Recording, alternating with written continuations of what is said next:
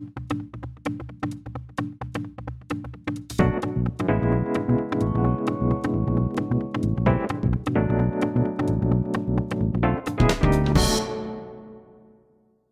deň, meno mi Karolina Đuđar. Dneška budeme kladať druhú hodinu na taký spôsob u 5. klasy.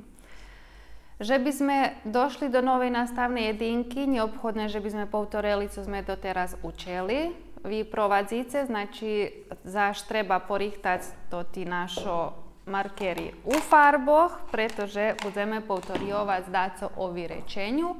Poneže to školska robota, znači do tekoh pišece, všetko toto, co i ja, znači školska robota i možeme počať s povtoriovanjem. Znači poteraz sme učili co to vyrečenje, jaké to prosté vyrečenje i zdohadneme še jednej krásnej pripovetky, co sme ju zdumali v jedno, znači ochabíme mesta za naslov i zdohadneme še, že bol raz jeden subjekt i bol raz jeden predikat i oni še do sebe zaljubili. I već sme ih kladli do šerca. I toto sme navolali, že to prosté vyrečenje. A prosté vyrečenje je preto, že má keľo členy? Má dva členy. Znači, prosté vyrečenje má u sebe dva členy,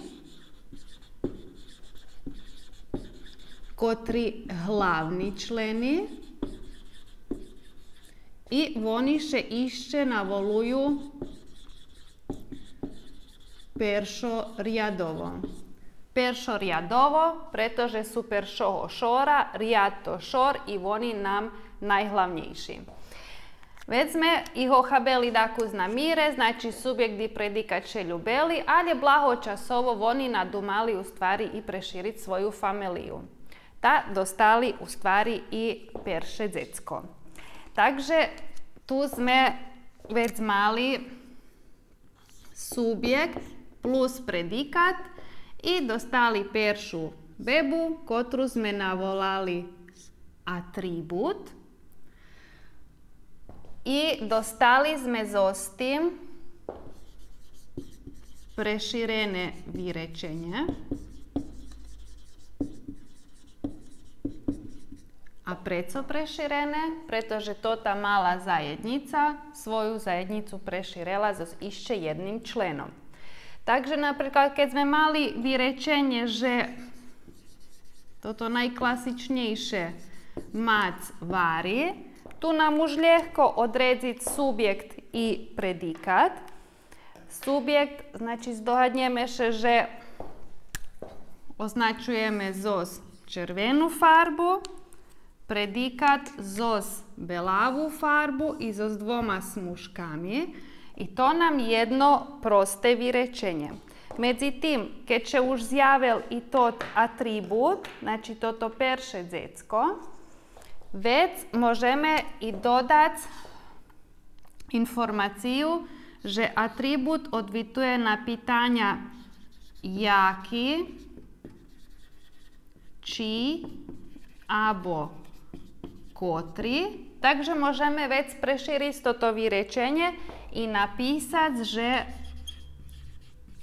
moja mac vari. I zašto máme već slučaj, že mac nam bude subjekt, podsahujeme zos červenu i pišeme hore s, i vari bude predikat, a atribut budeme označovati zos željenu farbu, znači tak jak co sme i na hodzinoh.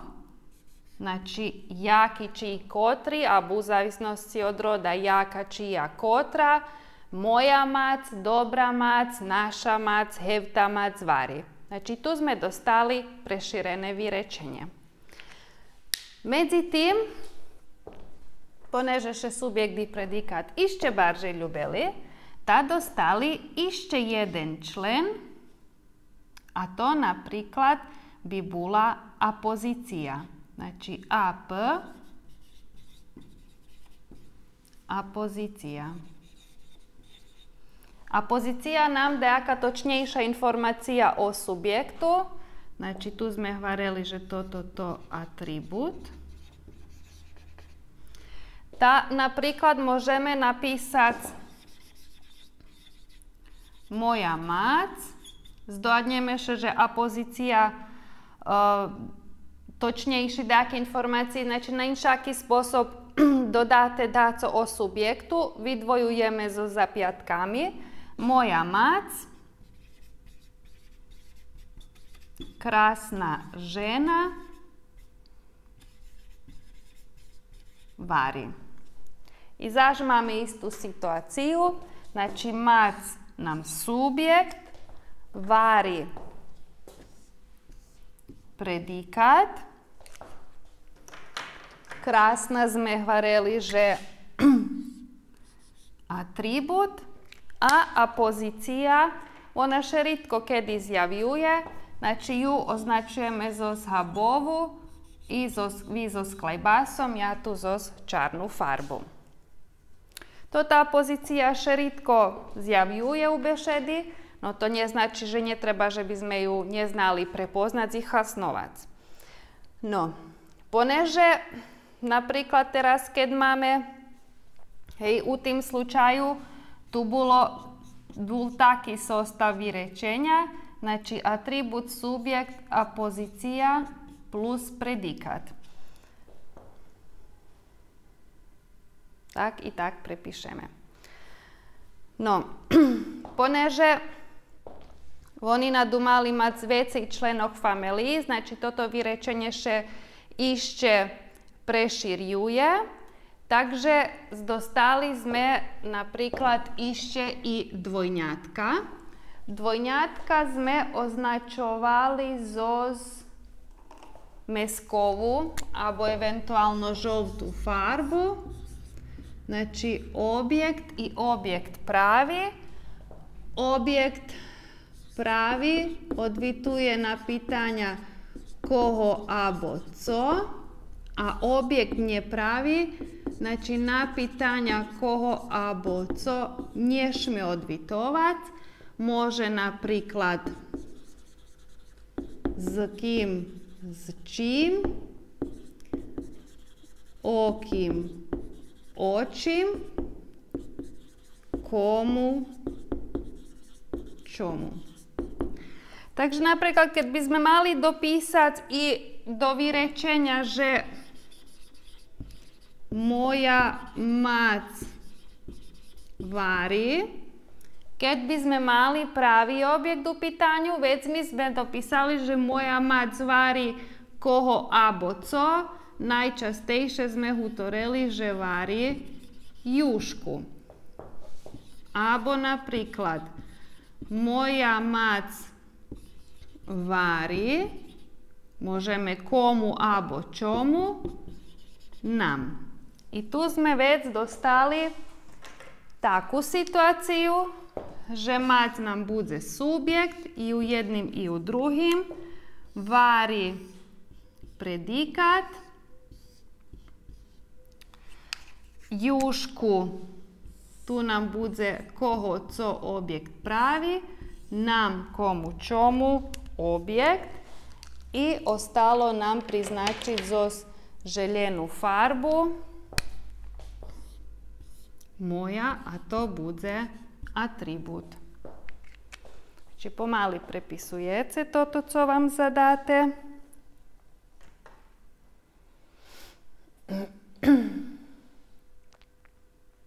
Znači, poteraz sme mali subjekt i predikát. Hlavní členy vyrečenia, oni peršoriadni, a već všetky toti drugi, co mi ih navolali dzeci, oni u stvari druhoriadni, pretože su drugi po šore po značenju. I već co še slučilo? Dostali štvernjata, či pecernjata. Znači tu u stvari išće možeme do toho preširenog vyrečenja i dodati dodatki. Znači tu máme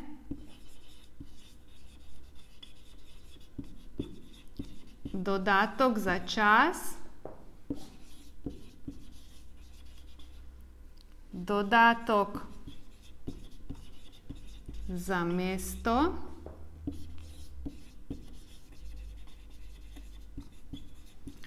dodatok za spôsob,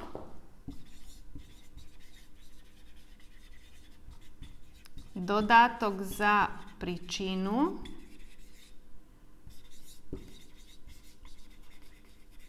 i dodatok za količestvo. My nebudeme stalno to ti nazvi písať. Znači dodatok za čas nám dč, dodatok za mesto dm, dodatok za spôsob ds, dodatok za príčinu dp i dodatok za količestvo dk. I ih sme označili zos lilovú alebo celovú farbu.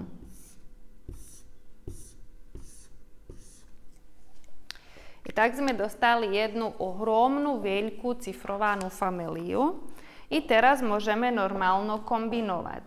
Teraz by sme mohli napríklad napísať ešte preširenšie vyrečenie. Znači, moja mať varí jušku. Môžeme napríklad, že kedy, dodatok za čas, Dneška dze u kuchni, jak krašne alebo švítko, pre nás normálno najčastejšie i to veľo.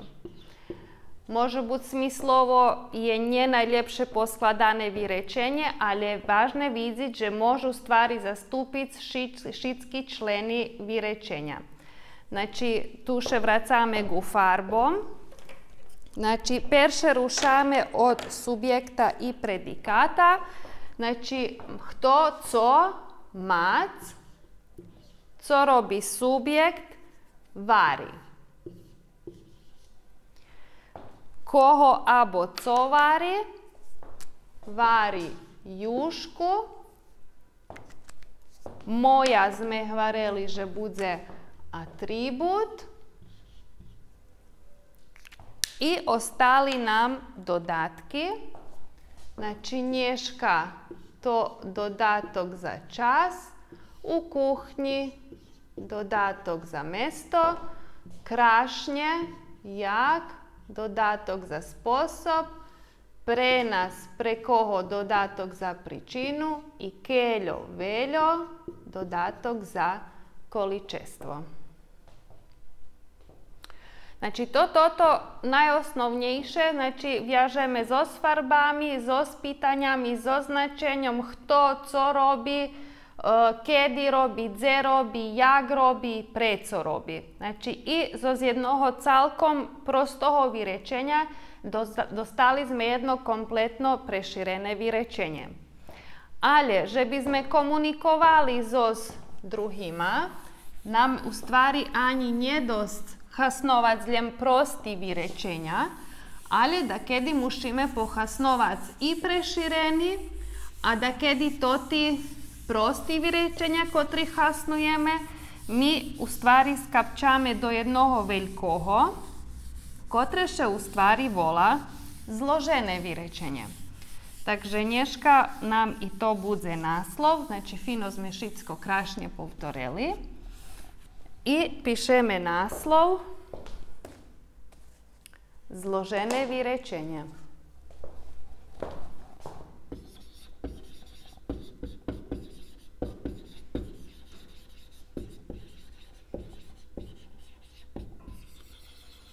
Zložené vyrečenie hasnujeme u stvari, že by sme podpolnejšie vyraželi dumku i my to hasnujeme konstantno u bešedi, znači non stop. I môžeme napísať, že to vyrečenie ktoré má dva або веcej predikati. A prečo nám tu vážni predikáty? Pretože sám predikát može ustvari dakedy buc i nositeľ vyrečenia. Znači, keď poviem napríklad, že šedzim, to znamená, že to ja práve pre toto zakončenie m. Ja. A keď napríklad napíšeme len ja, my tu nemáme nejakú informáciu, že co ja, co še robí so mnou, alebo nač ja tu uopšte. Alebo keď povieme píšeš, my známe, že u pitanju ty práve po tým zakončeniu š. Znači, preto nám u stvari predikáty veľoznačnejší jak od subjekti, pretože jeden predikat može buť i u stvari jedno vyrečenje, znači smislové vyrečenje. Teraz napríklad my môžeme napísať, že dzeci šedza. Mirujú.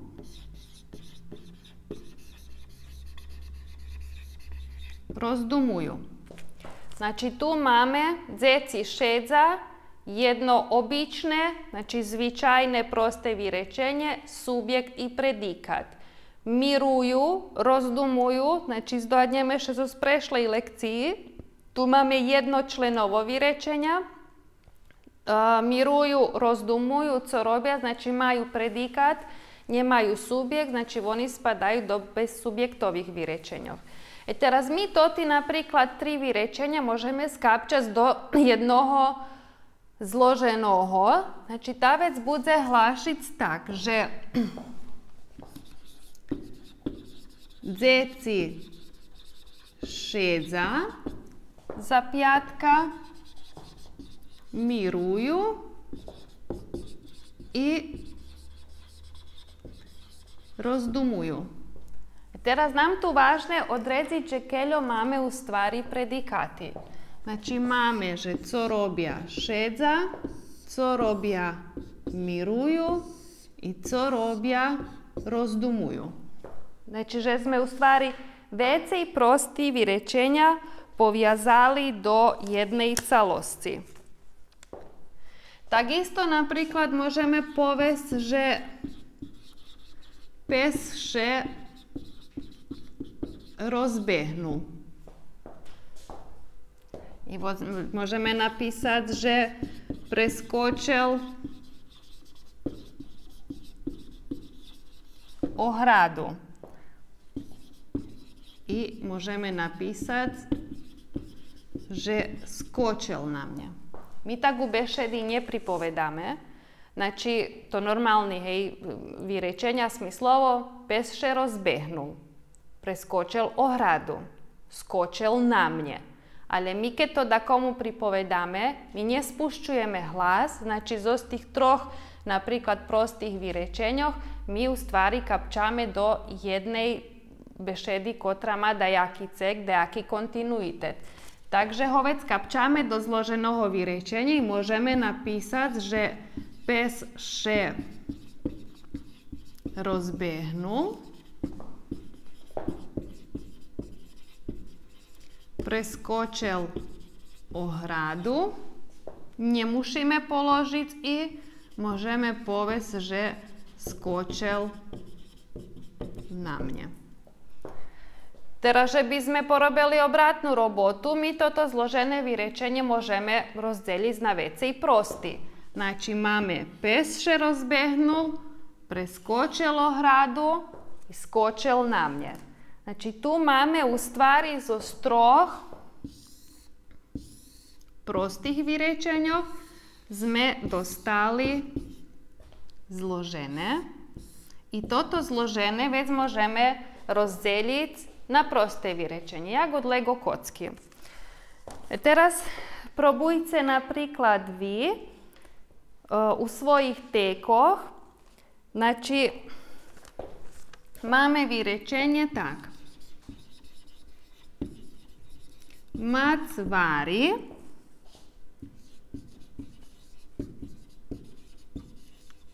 Slucha muziku. Špíva. Co ešte môže Mac robiť? Mac vari, slucha muziku, špíva. Ajde, rozdumuje. Tu nemáme 3, znači tu máme až 4 prosté vyrečenia. I keď by sme napravili zo z neho zložené vyrečenie, vec by sme dostali také. Mac vari,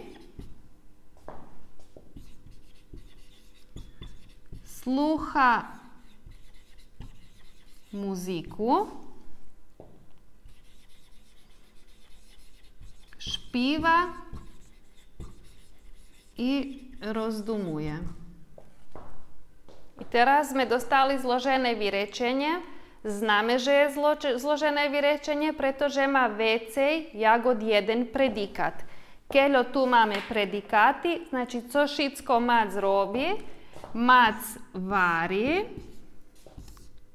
i slucha i špíva i rozdumuje. I keď by sme mali rozdeliť na vecej prosté vyrečenia, znači máme Mac vari, slucha muziku, špíva, rozdumuje.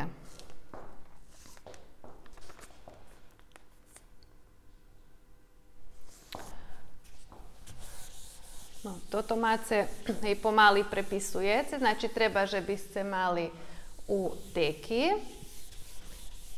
Znači, povtorim ešte raz. Prosté vyrečenie má u sebe subjekt i predikát. Preširené vyrečenie popri subjekta i predikáta má i druhý členy, druhoriadny, jak co to atribut, objekt a pozícia abo dodatky. A zložené vyrečenie, ono napravené zo vecej prostých, abo eventuálno preširených. I na taký spôsob še dostáva zložené, znači vecej prostí vyrečenia skapčaní do jednoho. Teraz za vežbočku. Znači máme vežba. Váš zadatok u stvari bude perše prepisať. Znači máme vyrečenie rybar prihnal čamec i priviazal ho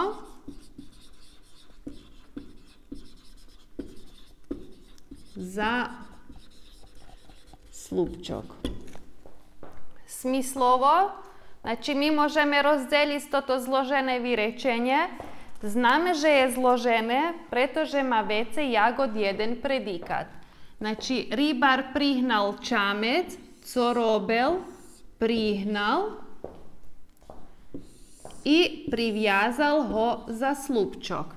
My toto vyrečenie môžeme rozdeliť na 2, znači, že by mali smysla.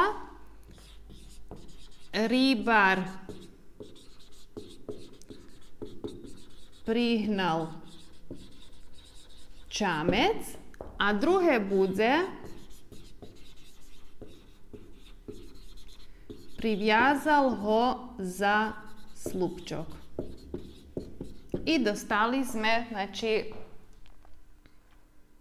prosté vyrečenie.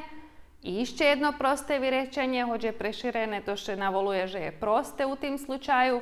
Znači, zložené vyrečenie môžeme rozdeliť, svarím takisto, jak co na Lego kocky, môžeme pokapčať. Do calosti môžeme tú calosť rozdeliť na menej časti. Teraz napríklad máme i také vyrečenie. Našol som metlu, pošol som do dvora,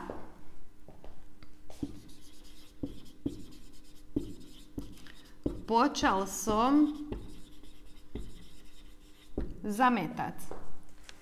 Rozdumajcie teraz, na keľo časti môžeme rozdeliť toto zložené vyrečenie. Jak známe, že je zložené? Známe, že je zložené, i to bardzo važné zapamätať, že keľo má predikáty, znači keď má veci ako jeden predikát, vec je zložené vyrečenie. Takže keď hľadáme predikáty, našol som, pošol som, počal som. To znači, že toto vyrečenie môžeme rozdeliť na 3 časti i dostaneme 3 kratší, kotri budu hlašic. Našol som metlu. Točka. Pošol som do dvora. Točka. Počal som zametac. Točka. Takže to nič dáco nové, vy toto hasnujete u bešedi každý deň i to vám normálne.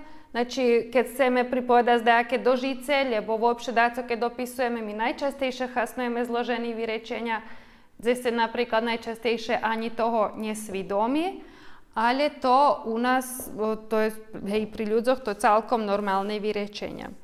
No, o tej lekcii môžete točnejšie popátrať na 58. boku u gramatiky. A keďže je nejaké pitanja alebo nejasnosti, znači slobodno še môžete javiť Viber, Classroom, poneže dneška už tak musíme robiť. No, za teraz telo. Ďakujem vám na povahe.